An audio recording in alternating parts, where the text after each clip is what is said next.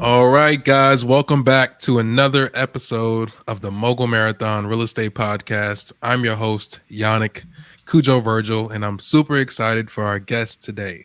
Our guest today is Masha Klapanova. Now, Masha is a self-storage owner, investor, syndicator, an inspirational speaker, and freedom coach who, in a short time, went from zero knowledge of the self-storage industry to building a powerful team, owning and operating out of state self storage facilities in Texas and North Carolina, and currently has two self storage portfolios under contract. So she is definitely a mover and shaker in the self storage business. Masha, thanks so much for being on the show. Thank you for having me. So excited to share what I have been going through self-storage investing and share with your audience. So thank you for having me here.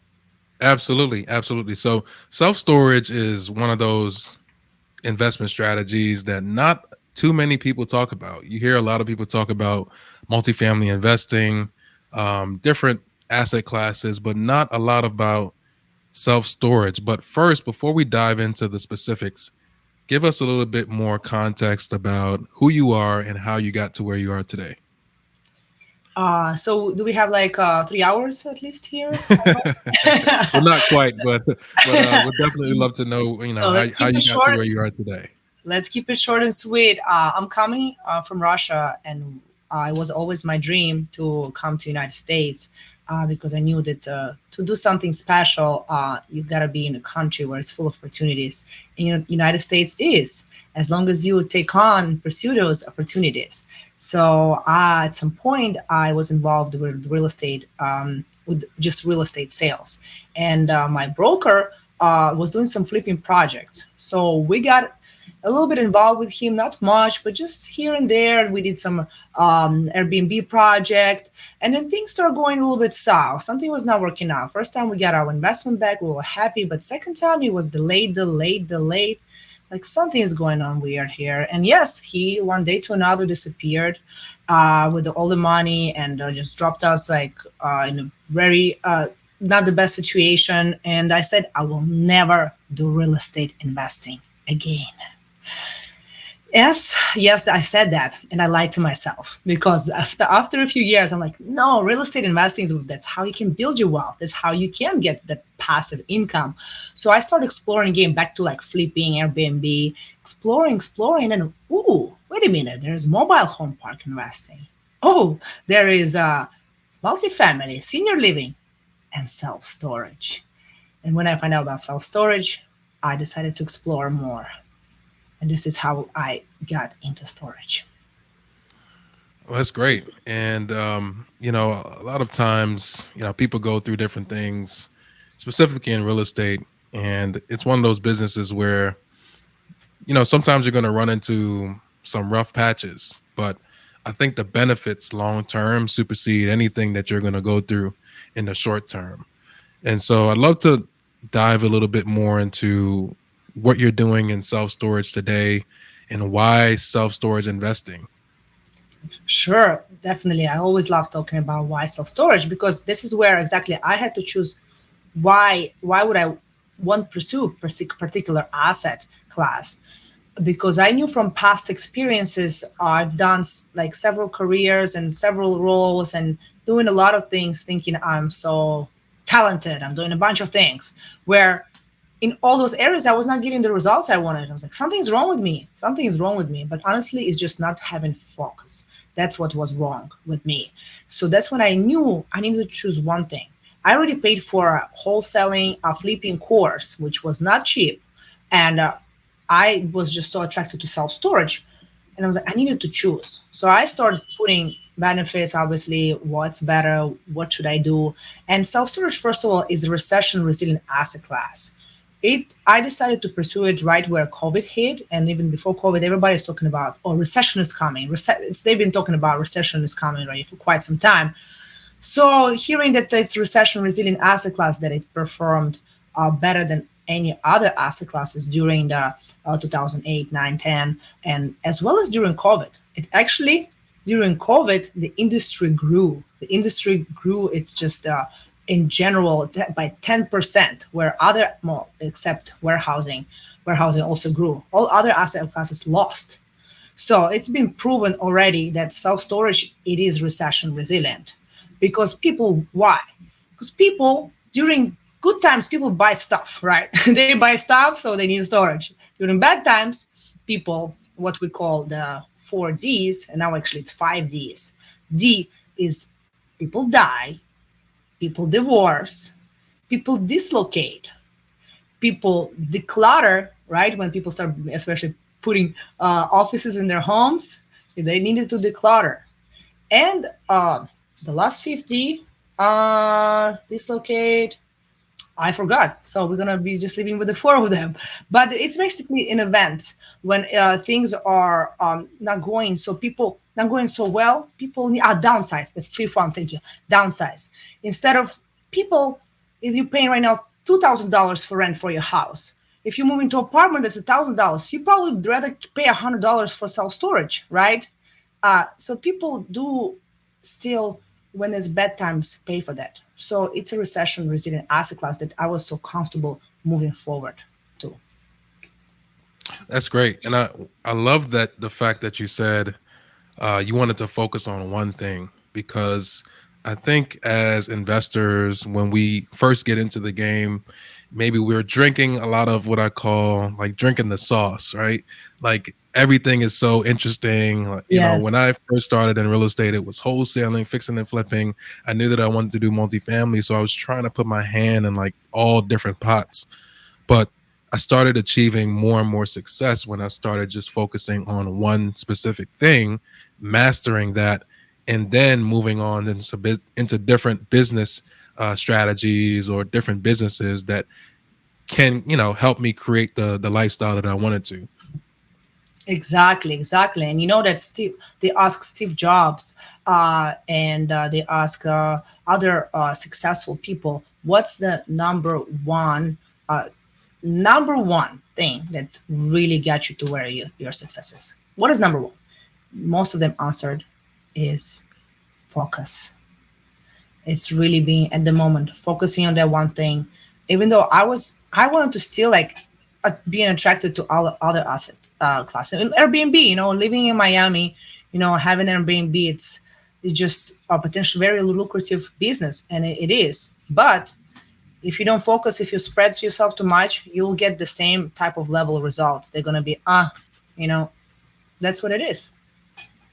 Yeah, totally agree. Totally agree. I've burned a lot of time, focusing on different things. But again, once I focused on one thing, I was able to accelerate my real estate business. So let's jump into how do you evaluate self storage opportunities?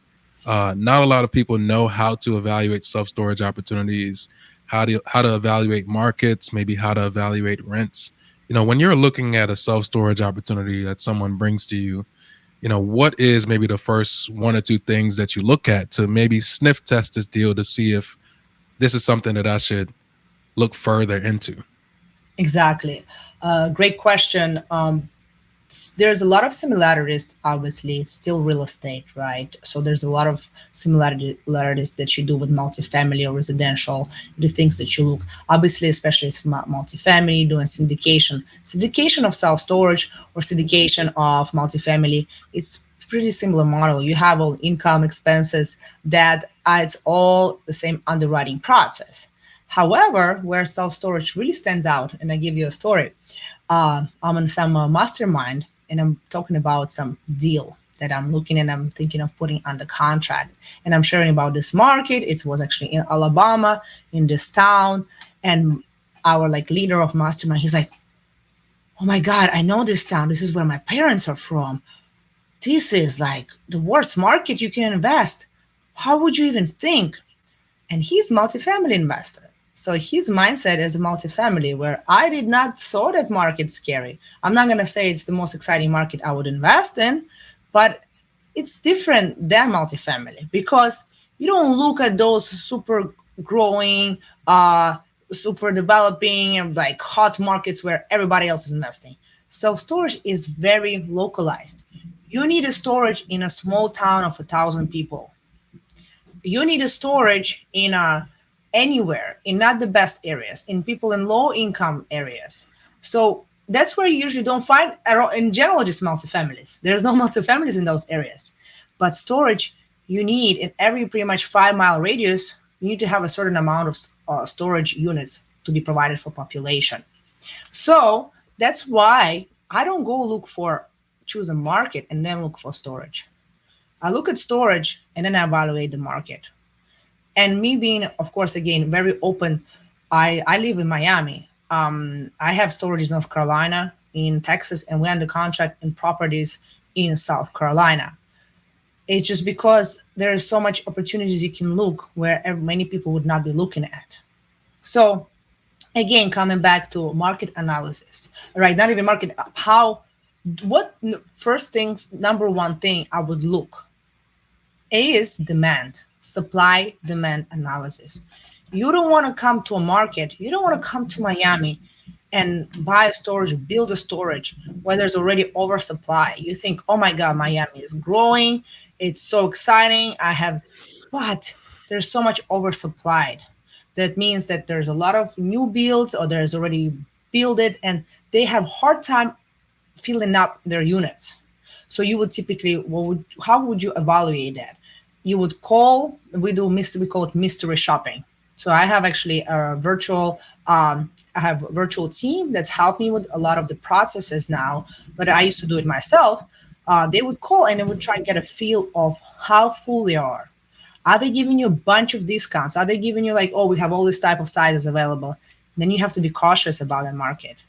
But on the other hand, if you're looking at the market, at the facility, and like, oh, especially when you go to smaller markets, they're like, oh, we're full, or we have only 10 by 10 available, or we only have this size available. And the way you can, oh, they're like have high demand, they don't have enough supply. So you want to get to the market where there is not enough supply, simply as that. And that's by evaluating competitors and just calling them and getting that feel. So that's definitely number one. And of course, we look at the population growth. None of my markets were having like exponential population growth. They're pretty, even though it seems like why would you even go to those markets? But no, those people still need storages. So that's the main difference. But other than that, we look the same as numbers as multifamily. Thank you so much for breaking that down. And that's interesting that you said that you don't necessarily flow to high growth, like trophy type markets. I'm in the multifamily space and we're moving into development as well. And we're always looking for what we call emerging markets, right? Because we Yeah. want to be in areas where it's the path to progress. But on the other side, you are focused on more market driven factors. And it seems like you look at, you have a heavy um, insight, or you look heavily on demand factors, like you mentioned, the supply and demand analysis that you do, and secret shopping. Do you think that secret shopping is kind of like the primary way, or is secret shopping the primary way of how you get a lot of your information? Because I'm not sure if there is, like, and I'd love to know, right? Because how I'm looking at it is, hey, we secret shop as well, but we also have systems like apartments.com and other systems where we can do a rental analysis. Like how do you do rental analysis in markets that you look for as well when you're evaluating these opportunities? So I have actually several even columns of potential rates. So obviously, first is always as is. Whatever they're charging right now, that's great. Then we have a pro forma. If we're getting from like a broker or wholesaler, what are they thinking, right? So I put it into consideration. I'm not taking it seriously, but I'm taking it into consideration. The next one is, like I said, mystery shopping. You call and you try to get whatever rates as possible, even though they don't have available units. They're like, okay, but what typically do you charge? So we try to kind of get out those rates or say, okay, we're thinking to come in maybe even 2 months. What if you're going to have that? So sometimes they don't give you, but sometimes they give you the information. So we try to get as much from the phone call. The next one is online. You go online and just really look. There's some of them have websites, not all of them have websites, not all of them have exactly rates. So it's depending. You can get that information. And the last way is actually there's a special software that called Radius Plus. It's designed specifically for self storage owners and investors where they can give you a lot of that information. It's not 100% correct. There's a lot of information is missing, but you can get a lot from it. So it's called Radius Plus, and they can give you rates information. So then I look at all of that and I do general, then how I come up with my rates that I would expect depending on after 1 year of buying a property or after 2 years, depending, right, how different. Where can I get this property to?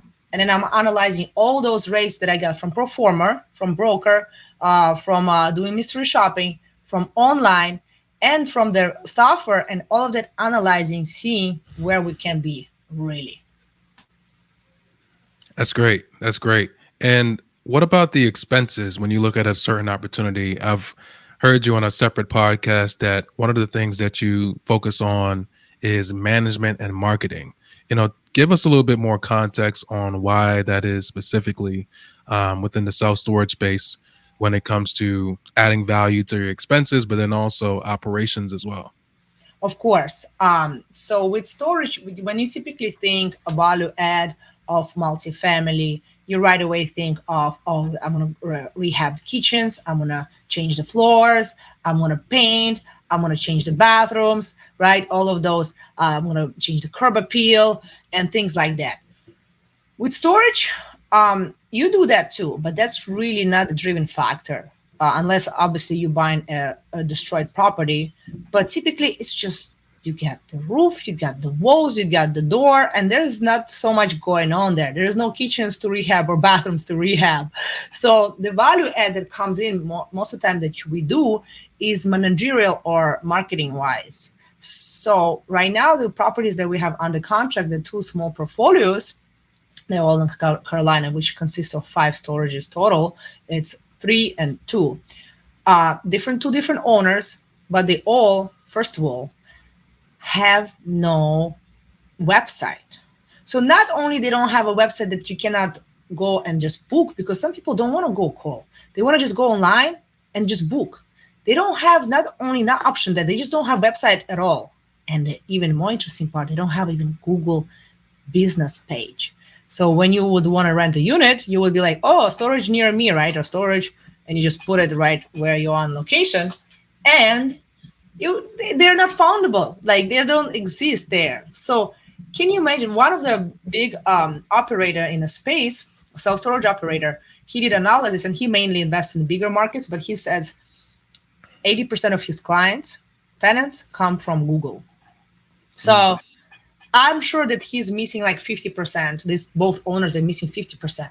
So we come in, we establish Google business page, we optimize Google business page, we increase reviews, putting all the whatever the optimization of Google business page takes. Obviously, for us to be ranked higher, do the SEO, search engine optimization, potentially doing Google Ads if it's needed, and then of course website that just takes them the easiest way, just for them to easily click here, boom, they put information, they put the card, drive license, and they're done. They got the unit rented. Easy, the quicker, the better, the easier. Now, none of this is offered. So that's a typical number one marketing value add. What about managerial?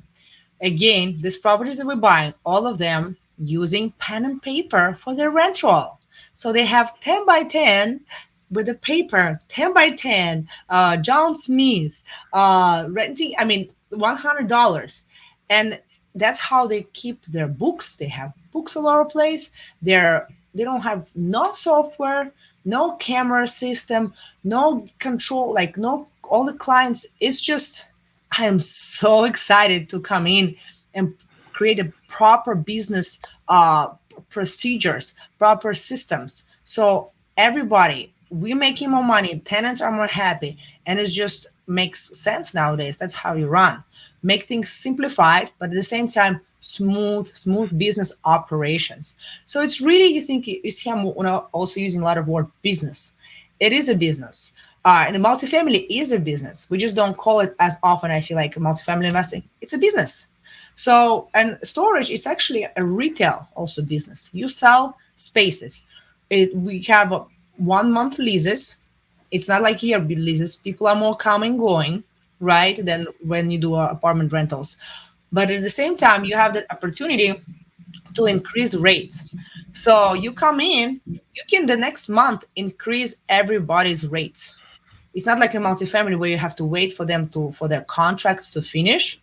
But here you come in, you do some, we don't increase right away. We actually do those improvements first. And then we let them know ahead of time, hey, we're going to be increasing. You first of all, we need to be staying competitive and we just improve this, we improve this, our taxes went up, blah, blah, blah, blah. And that way we're able to substantially increase rates of tenants. And when we increase rates, what happens? We increase the income, the cash flow to us, to our investors, and the whole return on investment.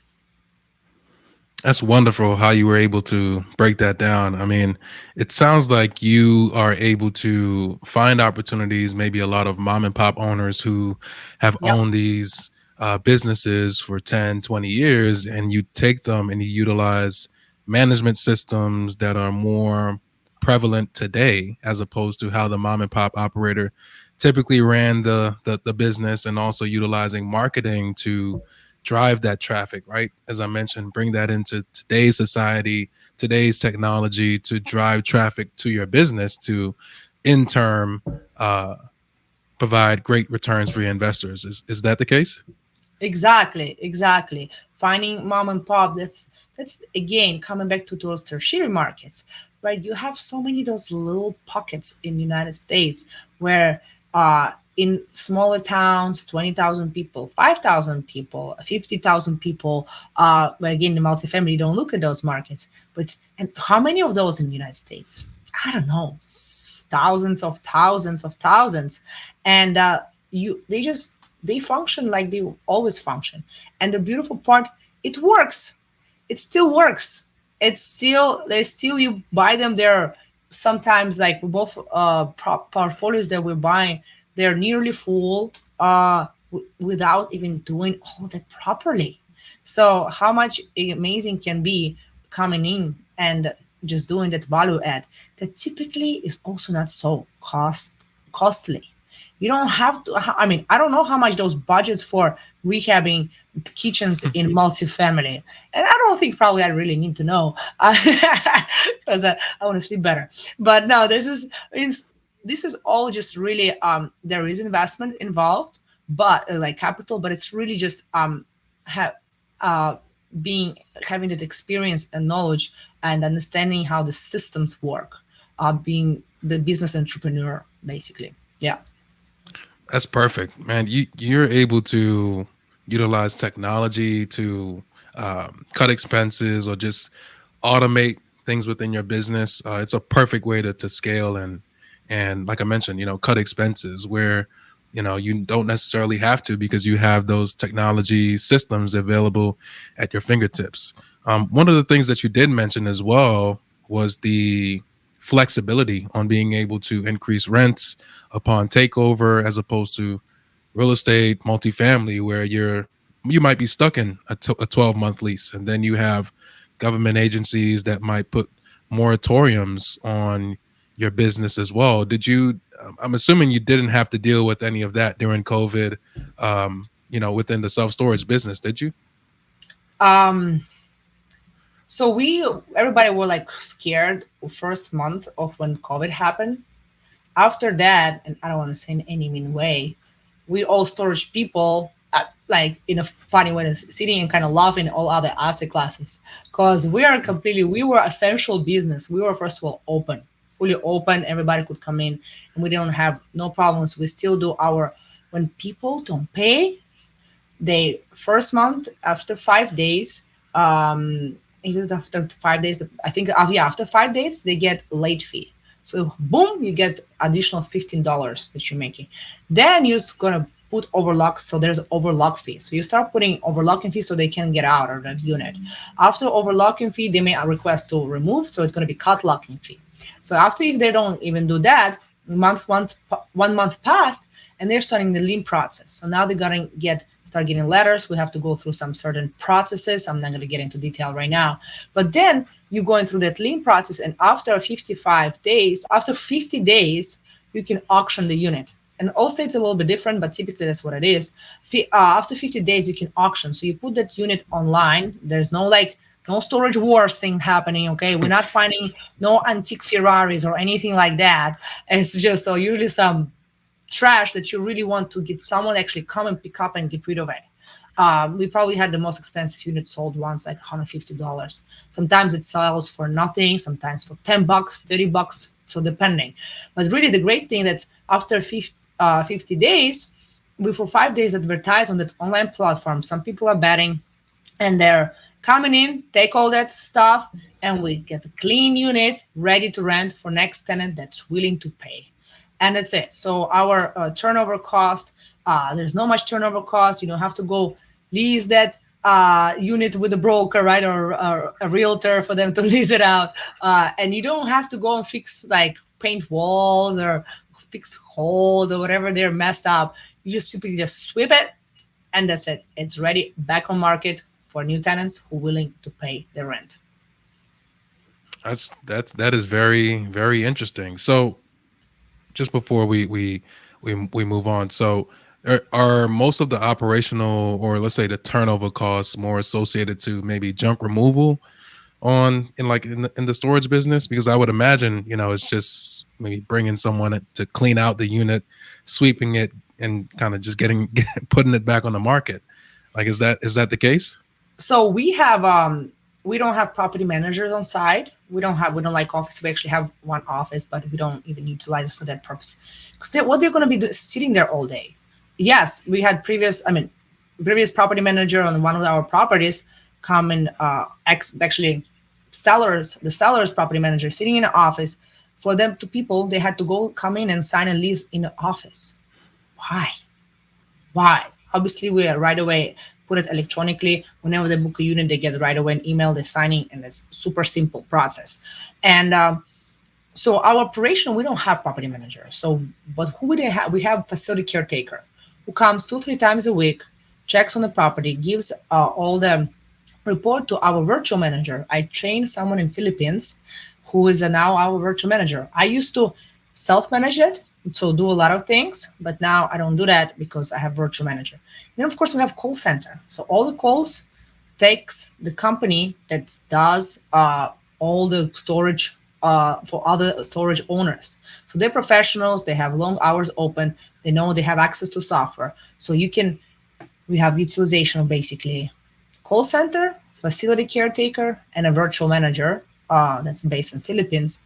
All of that that's what does all the operations of the business. Sounds like a great way to run your business lean. I mean, what are like the expense ratios typically in the self storage space? Is it like sub 30%? So yes, typically, depending on how you run it, 25, 35, and I heard up to 40 typically. Yeah. That's great. I know. So my mentor, he runs them more already at 40% because he actually just so successful. He substantially increased his revenues, and he's able to because he does everything just on another scale. So it's like top 8 level scale type of properties. That's great. That's great. And another thing that I've heard within the self-storage space that is very, very attractive is that you may potentially be able to create maybe other ancillary businesses that are in line with some of the self-storage operations. So maybe, a U-Haul operation or, a moving business. Are you implementing some of those strategies to create other businesses that would add value to your self-storage business? Yes. So one thing example we're buying is having a billboard. So that's a true 100% passive income is having a billboard that you don't know anything about it, like really nothing. So that's one way of great passive ancillary income. We also, what we do in all the properties is offer tenant protection. So it's like renter's insurance, where we are not only being able to protect the tenants, protect us, but we also make an income from that. Because typically you have a splits between 30, 70, 40, 60, 50, 50 that actually typically goes more to the owner. So if you have insurance that's say $10, so from each tenant you can make $7 on top, and you have 200 units. I mean, you see how much additional income you can be making on just offering the tenant protection. And the other options, as you were saying, is offering some parking. So you can put just if you have some empty little space, you can just offer parking.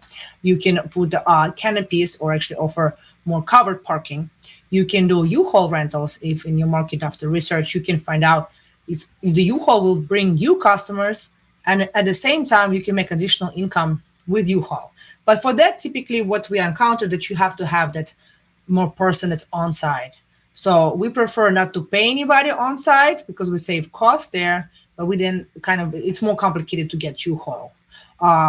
So it's more typically for bigger properties where you have see more somebody more consistently at the property, and you can always get super creative and see what can you add to that market. Maybe like in our one of the property, we actually have barbershop there. We're buying it with already with barbershop. We're probably gonna just keep it there. Let it just be there. And some people do notarius's offices. It can be FedEx drop off space. There's so many much ways you can get creative and see what's demands that market.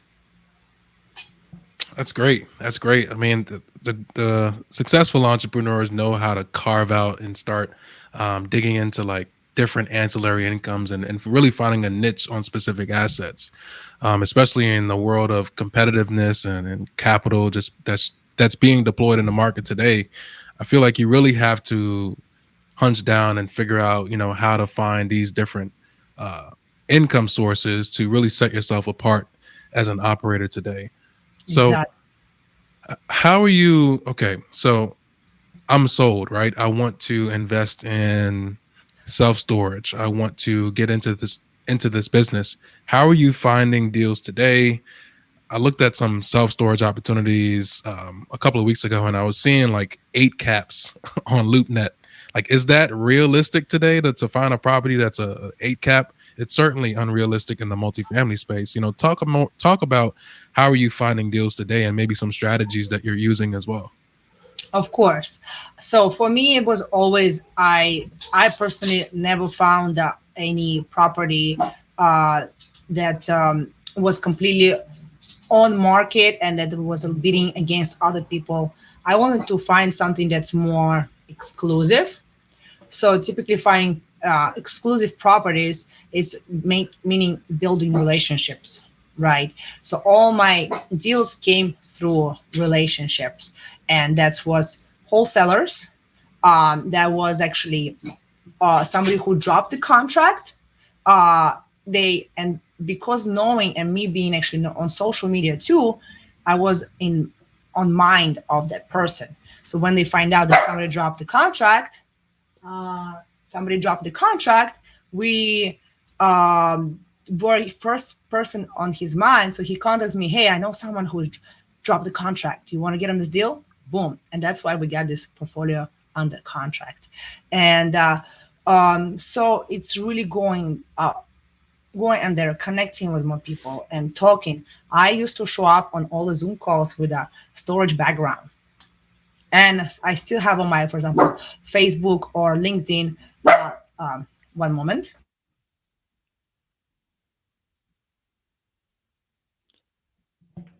Thank you. Mhm. For yes, and it's finding uh, is getting connected and keep following up and seeing who will have that opportunity. Keep mentioning, keep talking to everybody who you know that you doing self-storage investing.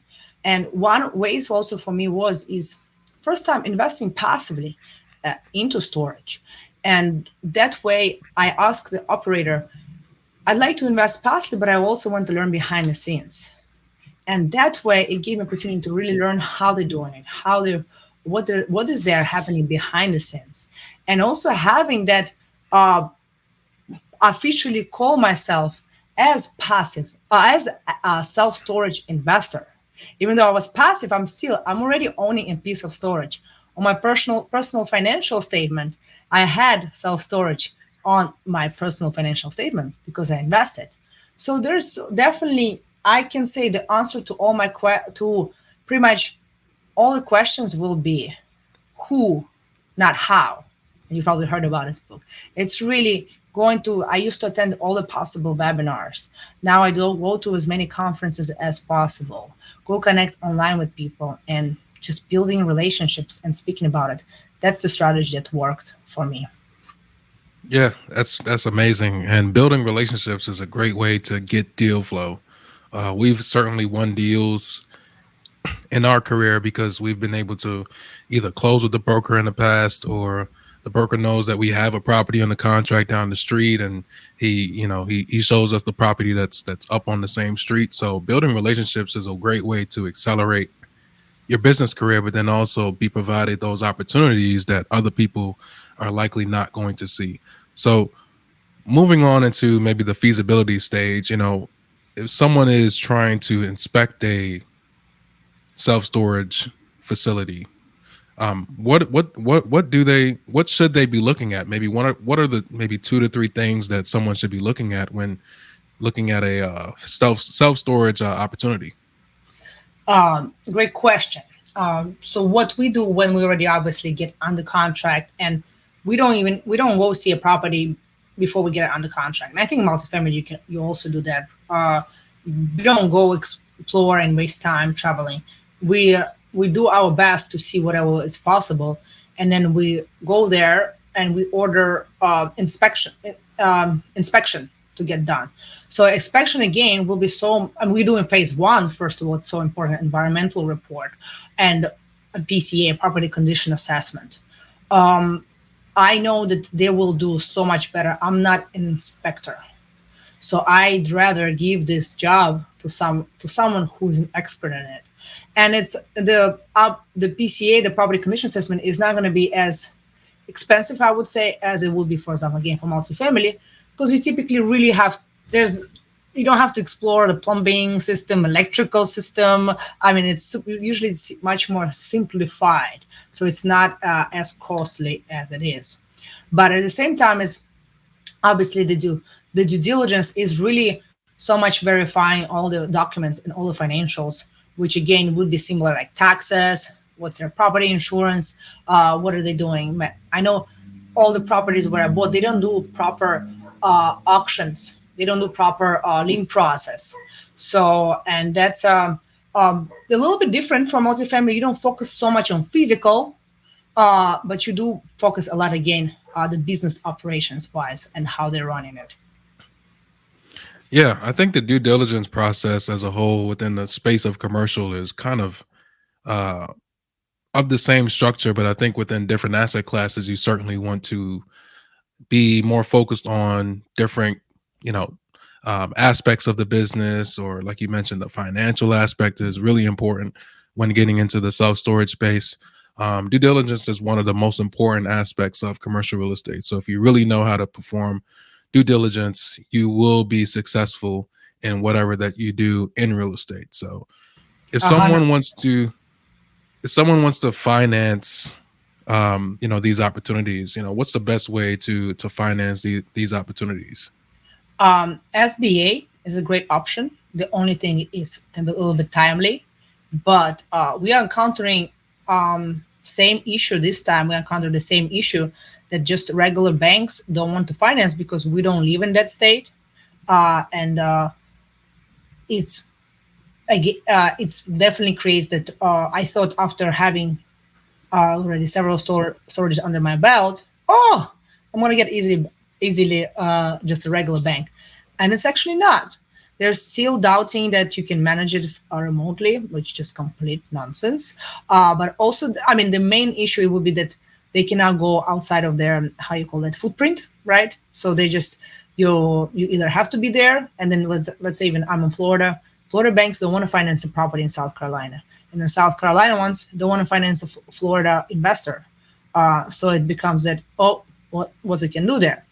So it's honestly, it's being able to prepare again. And this is again, the answer is your network, people. So we actually bringing on right now on our team, and actually he's going to be my mentor, who is going to be signing on along with us to give that signing power. So it's again the who, not how, is the solution. And SBA again coming back, it's small business administration. It's what people get for business because storage is a business. So that we don't have Fannie Mae, Freddie Mac, all those also, but we do have SBA. And the beautiful part about SBA that you can finance 85 to 90% LTV. So you really can put down so much less money. If you buy $1 million property, then you're probably going to be, you can't even put down like less than $200,000. So that's incredible. That's incredible. That is incredible. That is incredible. I mean, we're putting down 25 to 30%. And Yes. obviously as investors, we really don't want to put anything down, to be honest, but obviously there's additional risk that you're taking, especially when you're bringing investors' money into the deal. But is the SBA financing kind of like a long, Yes. process to actually close? Yes. Yes. It's a pretty annoying. There's so much, like there's millions of forms, and you're like, why they're asking for my address like 25 times. So you have to fill out so much. So it is pretty annoying. I mean, this is what it's known for. But again, it's definitely easier in a regards to you can be less qualified for a loan than with regular banks. And also, but they're strict on some things. Like with some banks, something was wrong with your credit, you can explain that, like, oh, there's somebody got fraud, or you don't think you can even get scammed and explain to the bank. That could be not their number one thing. But with SBA, I think it's you have to have 650, and if you have 640, just because you got scammed and you have a proof of letter that you were scammed, let's say, it's just no, they don't go around with that. So So it's a lot of red tape, is what you're saying, with the SBA financing. It's a great opportunity to finance those projects, but there is a lot of red tape, and it can add some length to the closing period, and also the bank side of things.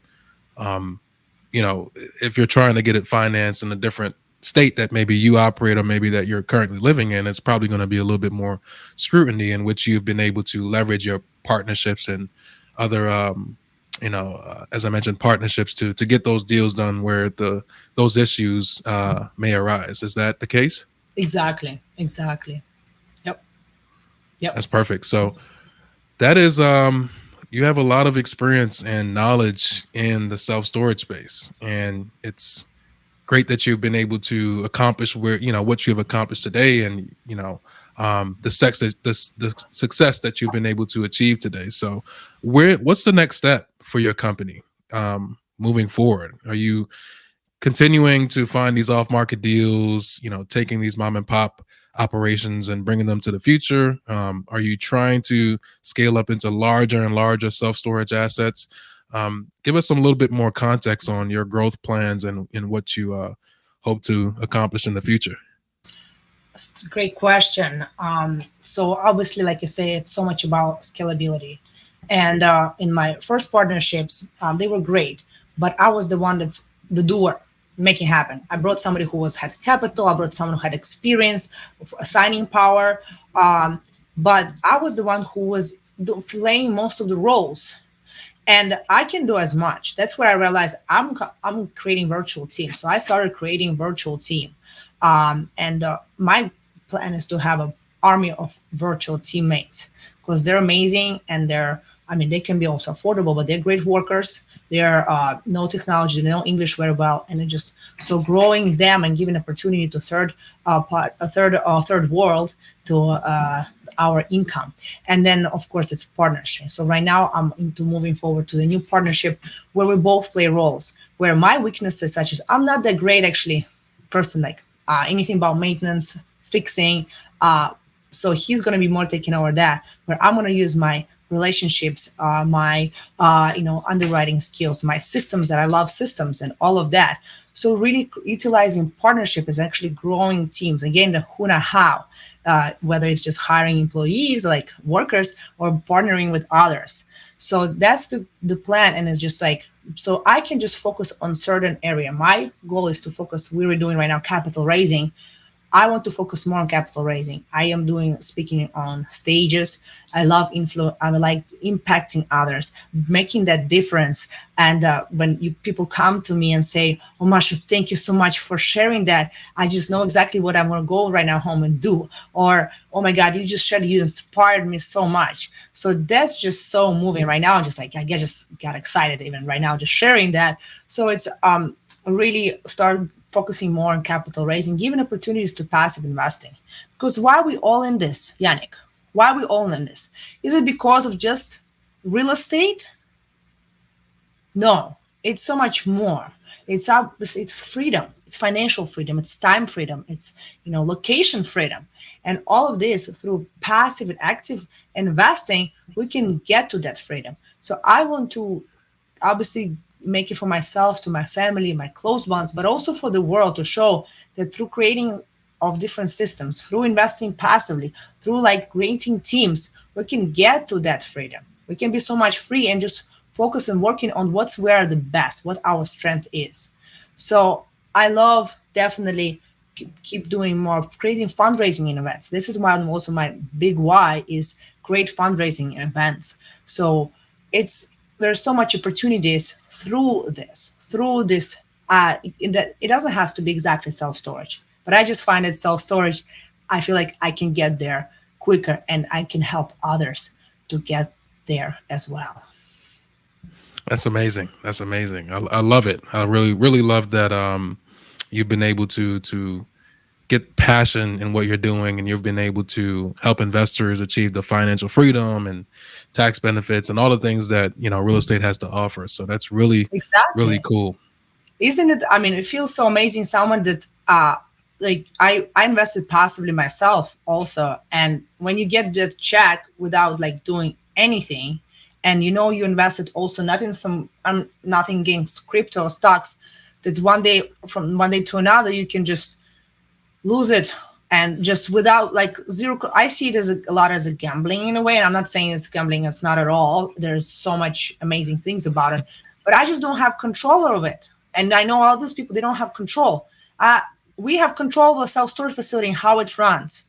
So it's a hard asset that's been proven as recession resilient. They call it cash cow, and it's amazing to be pretty confident that we all can make money, and we can all, with that money, we can create a freedom for ourselves and our families and friends. Yeah, yeah. And that's why I love real estate. And the stock market to me is kind of like a casino. I like to say it's sophisticated gambling. So Exactly, I love that sophisticated yeah. bit. So yeah. So that's really cool how you are able to be successful in the self storage space today. So let me ask you a question. If you were to start this journey all over again, if you were to start this marathon all over again, what do you think you would do differently that would contribute to your success? I would definitely, what I was doing, but much deeper, on a deeper level, is making even deeper relationships with people, looking really into partnership and really understanding. So you want to partner with somebody who also wants what you want, right? Having similar, not exactly similar, but having the same toward that you want to scale, that you don't want to just stop on one property.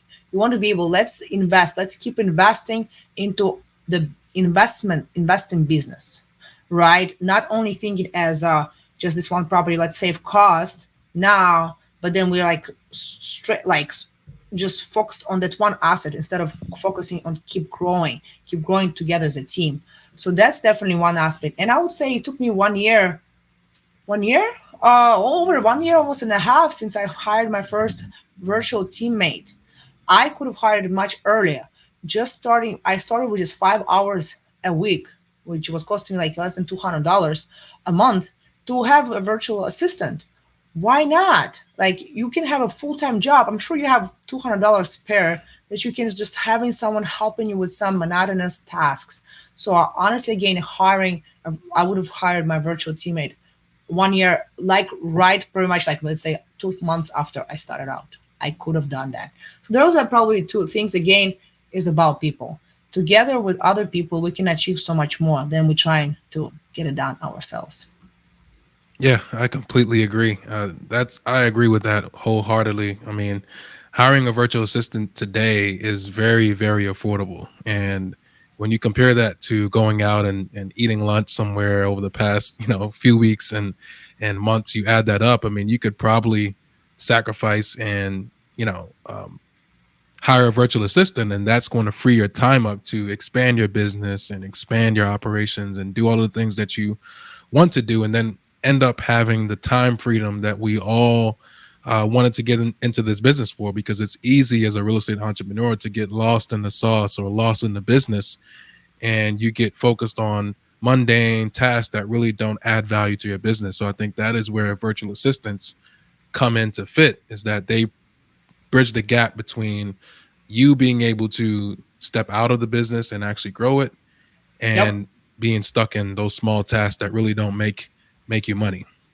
Oh yes, believe me calling some late tenant and saying why they haven't paid their rent was not the most efficient time spent on growing business. 100%, 100%. Yeah, totally agree. So give us a little bit more context on the investments that you have on the contract, and also if our listeners are interested in following you, following what you're doing in the real estate space, the best way for our listeners to get in contact with you and your company.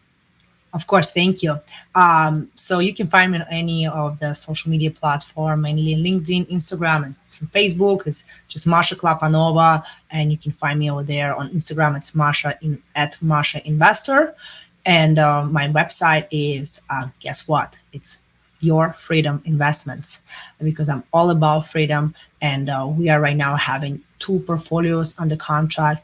Right now, we're about finishing to raise capital for our first portfolio. So we are, if anybody interested in passive, truly passive investing, we have some great opportunity there where we also not only my partner and I are working on, but we actually just have my mentor who joined our team as well, who sold last year $100 million worth of storage. So we got some definitely great partnership going on. So I'd be more than happy to offer somebody who wants to maybe learn even behind the scenes, like even if you've never invested in storage and you're curious, I'd be more than happy. I'm always super passionate. I can talk for hours about self storage, and it just never gets boring, because that's again what gives to me and gives to many others that freedom. So you can go to www.yourfreedominvestment.com, or just find me on any platform and just send me a DM, and I'd be happy to chat and we can schedule a call. That's perfect. That's perfect. You can hear the passion in your voice. You're excited about what you do, and for our listeners today, Masha is a breath of knowledge in the self storage space, and I'm sure that you are not going to be disappointed with following, what she's doing in the space. So, thank you, Masha, for being on our show today. I mean, we talked a lot about self storage, talked about the operations, the marketing, how do you find the deals, best ways to analyze them, funding the deals as well. Just a lot of digestible information today. So thank you so much for being a guest on our show. Thank you to our listeners again for tuning in to another episode of the Mogul Marathon Real Estate Podcast. Let's take action, be great today, and remember that real estate is a marathon, not a sprint. Run your own Woohoo! race. Thanks again, Masha. Thank you.